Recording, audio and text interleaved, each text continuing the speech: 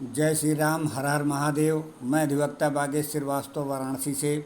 पुनः आप लोग के समक्ष उपस्थित हूँ एक नया वीडियो लेकर नए ऊर्जा के साथ। और मुझे विश्वास है कि आप लोग भी ऊर्जावान होंगे।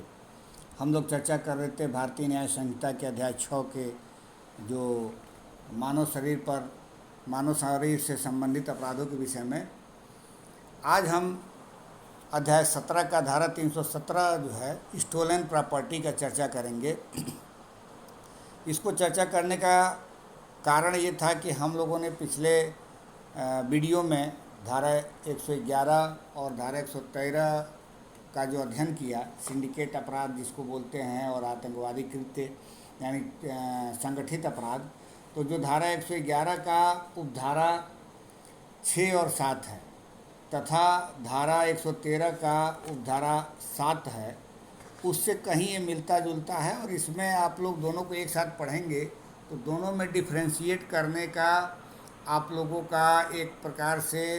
आईक्यू लेवल बढ़ेगा, क्योंकि ये स्टोलन प्रॉपर्टी को बताता है। और वही स्टोलन प्रॉपर्टी यदि संगठित अपराध के माध्यम से आता है तो धारा 111 के उपधारा 6 और 7 में कवर्ड हो जाएगा। और आतंकवादी कृत्य के माध्यम से यदि यही चोरी की प्रॉपर्टी आती है तो धारा 113 के उपधारा 7 से कवर्ड हो जाएगा। लेकिन यदि उसके अलावा अगर जो ऐसे प्राप्त होता है स्टोलन प्रॉपर्टी जो इसमें नाम से दिए गए हैं, तो ये स्टोलन प्रॉपर्टी के तहत आएगा। और इसमें 5 उपधाराएं दी गई हैं, उसमें अलग अलग कंडीशन बताए गए हैं कि किन कंडीशन में कौन से अपराध होंगे और उस अपराध का सज़ा क्या होगा। वीडियो पे आने से पहले मेरा निवेदन है कि यदि मेरे इस चैनल पर आप नए हैं तो कृपया सब्सक्राइब ज़रूर कर लें, बेल आइकन पर क्लिक कर दें ताकि जब भी मैं कोई ऐसा वीडियो अपलोड करूं तो आपको सूचना तुरंत मिल जाए। और अधिक से अधिक लोगों को शेयर करें ताकि अधिक से अधिक लोग इसका लाभ उठा सकें। तो चलिए हम वीडियो स्टार्ट करते हैं और आप लोग कंपेयर करिएगा, चूँकि वो वीडियो हमने अपलोड कर दिया है पिछले बार। उसका जो है पार्ट 11 या 12 होगा, समथिंग जो भी हो, हमारे यूट्यूब चैनल पर चेक कर लीजिएगा। धारा उसका 111 है और धारा 113 है। धारा 111 का उपधारा 6 और 7 और धारा 113 का उपधारा 7, उसको दिमाग में रखते हुए इसको आप लोग जरूर बेरख से पढ़िएगा। स्टोलन प्रॉपर्टी को हम लोग देख लेते हैं क्या कह रहा है कि उपधारा 1, property the possession whereof has been transferred by theft or extortion or robbery or cheating, and property which has been criminally misappropriated or in respect of which criminal breach of trust has been committed is designated as stolen property, whether the transfer has been made or the misappropriation or breach of trust has been committed within or without India, but if such property subsequently comes into the possession of the person legally entitled to the possession thereof, it then ceases to be stolen property। ये कह रहा है कि वह संपत्ति जिसका कब्जा चोरी द्वारा या उद्यापन द्वारा या लूट द्वारा या छल द्वारा अंतरित किया गया है, और वह संपत्ति जिसका आपराधिक दुर्विनियोग किया गया है या जिसके विषय में आपराधिक न्यासभंग किया है, चुराई हुई संपत्ति कहलाती है, चाहे वह अंतरण या वह दुर्विनियोग या न्यासभंग भारत के भीतर किया गया हो या बाहर। किंतु यदि ऐसी संपत्ति तत्पश्चात ऐसे व्यक्ति के कब्जे में पहुंच जाती है जो उसके कब्जे के लिए वैध रूप से हकदार है, तो वह चुराई हुई संपत्ति नहीं रह जाती। मतलब उदाहरण के रूप में मेरी कोई संपत्ति है और ए बी द्वारा चुराया गया, उसके पास पहुंच गया और वही प्रॉपर्टी घूम फिर के मेरे पास यदि आ जाती है तो ये चुराई हुई संपत्ति नहीं मानी जाएगी। यहाँ इस बात को क्लियर कर दें कि ये सिर्फ और सिर्फ मूवेबल प्रॉपर्टी के बारे में बात करता है, इमूवेबल प्रॉपर्टी के बारे में बात नहीं करता है, क्योंकि चोरी का विषय वस्तु यहाँ जो भारतीय न्याय संहिता में है वो जंगम संपत्ति से संबंधित है। दूसरा इसका कह रहा है कि whoever dishonestly receive or retain any stolen property knowing or having reason to believe the same of the stolen property shall be punished with imprisonment of either description for a term which may extend to 3 years or with fine or with both। जो कोई किसी चुराई हुई संपत्ति को यह जानते हुए या विश्वास करने का कारण रखते हुए कि वह चुराई हुई संपत्ति है, बेईमानी से प्राप्त करता है या रखता है, वह दोनों में से किसी भांति के कारावास से जिसकी अवधि 3 वर्ष तक की हो सकेगी या जुर्माने से या दोनों से दंडित किया जाएगा। तो ये उपधारा 1 के लिए उपधारा 2 में दंड का प्रावधान हो गया है। अब उपधारा 3 कह रहा है कि whoever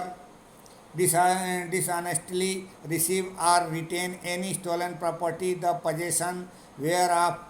he knows or has reason to believe to have been transferred by the commission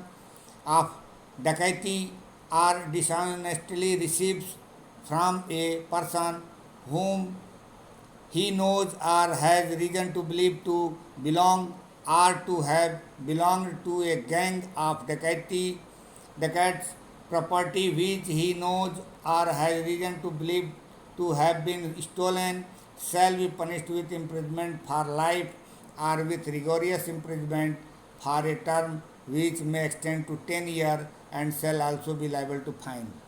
अब जो धारा 3 में है वो एक कदम आगे बढ़ के बात करता है कि जो कोई ऐसी चुराई गई संपत्ति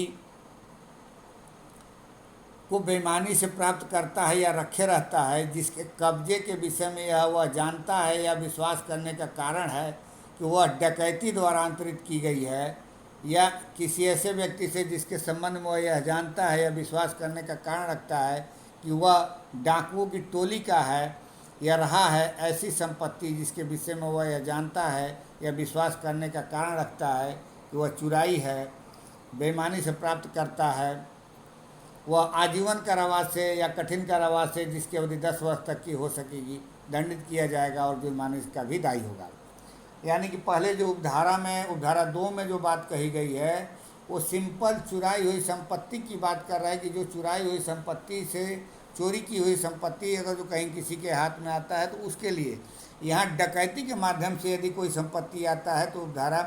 3 उसके लिए थोड़ा कठोर दंड की बात करता है। अब उपधारा 4 कह रहा है कि whoever habitually receive or deals in property which he knows or has reason to believe to be stolen property shall be punished with imprisonment for life or with imprisonment of either description for a term which may extend to 10 years and shall also be liable to fine। जो उपधारा 4 है ये कह रहा है कि जो कोई ऐसी संपत्ति जिसके संबंध में वह जानता है या विश्वास करने का कारण रखता है कि वह चुराई हुई संपत्ति है, अभ्यासतः प्राप्त करता है, मतलब बार बार उसका यही काम है प्राप्त करना, उसी चीज़ को ही प्राप्त करते रहता है, यानी कि सस्ते मिल जाता है इन सब चीज़ों को, या अभ्यासतः उसमें व्यवहार करता है, वह आजीवन कारावास से या दोनों में से किसी भांति के कारावास से जिसकी अवधि 10 वर्ष तक की हो सकेगी दंडित किया जाएगा और जुर्माने से भी दंडित होगा। अब उपधारा 5 इसका कह रहा है कि whoever voluntarily assist in concealing or disposing of or making away with property which he knows or has reason to believe to be stolen property shall be punished with imprisonment of either description for a term which may extend to 3 years or with fine or both। जो कोई ऐसी संपत्ति को छिपाने में या बयानित करने में या इधर उधर करने में स्वेच्छा सहायता करता है, जिसके विषय में वह यह जानता है या विश्वास करने का कारण रखता है कि वह चुराई हुई संपत्ति है, वह दोनों में से किसी भांति के कारावास से जिसकी अवधि 3 वर्ष तक की हो सकेगी या जुर्माने से या दोनों से दंडित किया जाएगा। मेन जो उपधारा इसका 1 है वो यह परिभाषा बताता है कि चुराई हुई संपत्ति किसे कहते हैं, स्टोलन प्रॉपर्टी किसे कहते हैं। तो उसमें सीधे सीधे यही है कि वह संपत्ति जिसका कब्जा चोरी द्वारा हो या उद्यापन द्वारा या लूट द्वारा या छल द्वारा अंतरित किया गया है, और वह संपत्ति जिसका आपराधिक दुर्विनियोग किया गया है या जिसके विषय में आपराधिक न्यास भंग किया गया, चुराई हुई संपत्ति कहलाती है। मतलब इन 2-3 तरीक़ों से यदि कोई संपत्ति किसी के पोजीशन में आ जाती है तो चुराई हुई संपत्ति होती है। और इसी में आगे स्पष्टीकरण भी कर दिया है कि यदि वो असली स्वामी के पास पहुंच जाती है वो संपत्ति तो वो चुराई हुई संपत्ति नहीं मानी जाएगी। हम चूँकि इसलिए इसको यहाँ कंपेयर करके बताए कि जो धारा 111 का उपधारा 6 और 7 है इससे कुछ मिलता जुलता है, बस ये है कि उसकी जो गंभीरता है वहाँ बढ़ जाती है। अब जैसे कि आप देखेंगे कि यहाँ पर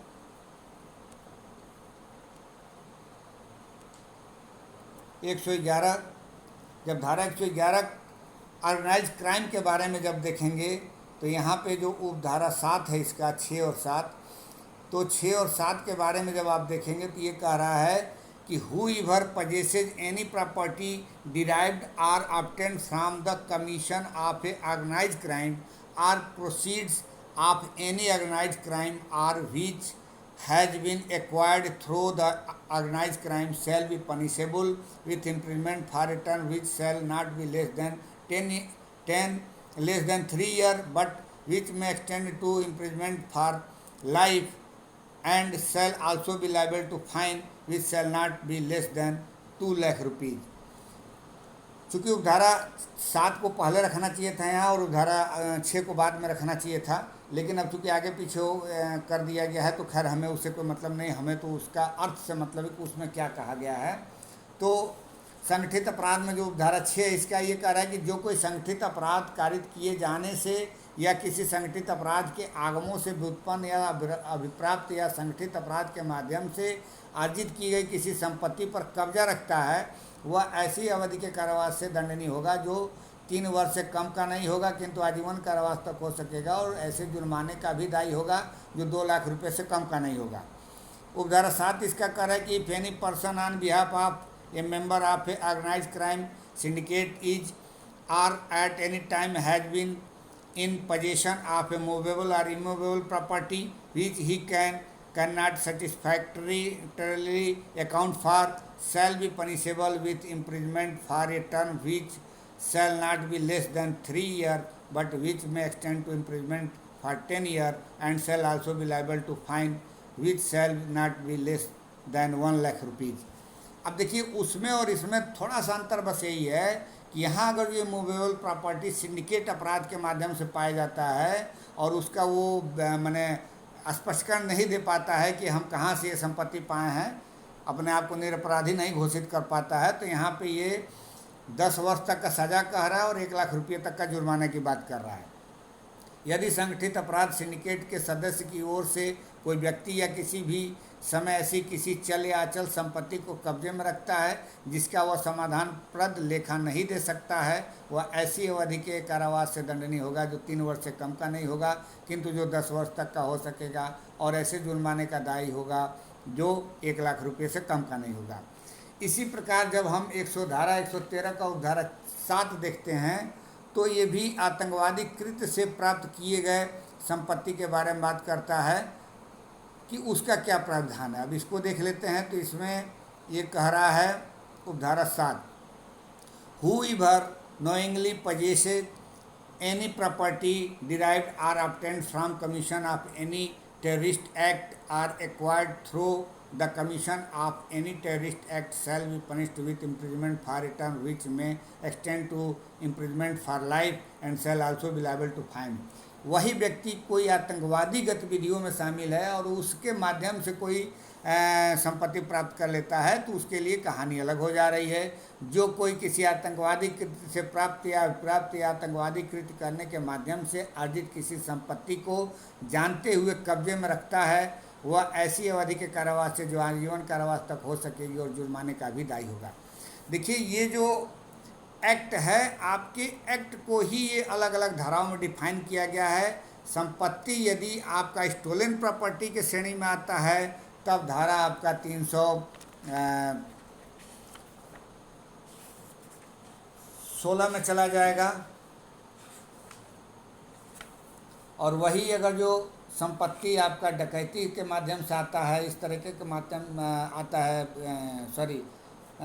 317 में चला जाएगा, और यदि वही संपत्ति आपका संगठित अपराध के माध्यम से आता है तो 111 में आएगा, और आपराधिक कृत्य वो आतंकवादी कृत्य के माध्यम से आएगा तो आपका जो है धारा 313 में चला जाए 113 में चला जाएगा। तो इस चीज़ों को आप लोग ध्यान में रखते हुए पढ़िएगा और बेयर एक्ट से कंपेयर करते हुए पढ़िएगा। मुझे विश्वास है कि जो मैंने आपको कंपेयर करके इन तीनों धाराओं का वर्णन किया, आपको समझ में ज़रूर बात आई होगी। एक बार आप लोग तीनों धाराओं को बेयर एक्ट में ज़रूर पढ़ लीजिएगा। मिलते हैं ऐसे ही वीडियो के साथ अगले वीडियो में। तब तक के लिए इजाज़त दीजिए, और इजाज़त पे जाने से पहले मेरा पुनः एक बार निवेदन है कि यदि मेरे इस चैनल को सब्सक्राइब नहीं किए हैं तो कृपया सब्सक्राइब कर लें, बेल आइकन पर क्लिक कर दें, अन्य लोगों को भी शेयर करें।